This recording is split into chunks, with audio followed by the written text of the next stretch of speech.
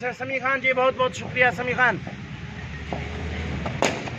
अच्छे के shot, grand fielder मौजूद, गुड फील्डर अहमद। इन्होंने क्या कर सकते? जुनैद जुनैद नाजिम साहब सामना करेंगे अहमद का। अहमद दौड़ना शुरू किया, यार कर नहीं मारना है अहमद। पैर का इशारा देखना पड़ेगा, लेकिन नॉट आउट। पैर का कोई इशारा नहीं है। अच्छी गेंद थी, बैट्समैन बिल्कुल नहीं समझ पाए। अहमद गेंद करने के लिए तैयार, सामना करेंगे जुनैद। अहमद थोड़ा पैर क्रॉस किया, अच्छी गेंद, बैट्समैन बिल्कुल भी नहीं समझ पाए। तीसरे ओवर का खेल जारी, 32 रन टारगेट का पीछा करना है। हाफिज क्रिकेट क्लब ने पहले बैटिंग करते हुए मलिक क्रिकेट क्लब ने 32 रन मुकाबला जारी। अहमद फिर से गेंद की, अच्छी गेंद थी, बैट्समैन बिल्कुल भी समझ नहीं।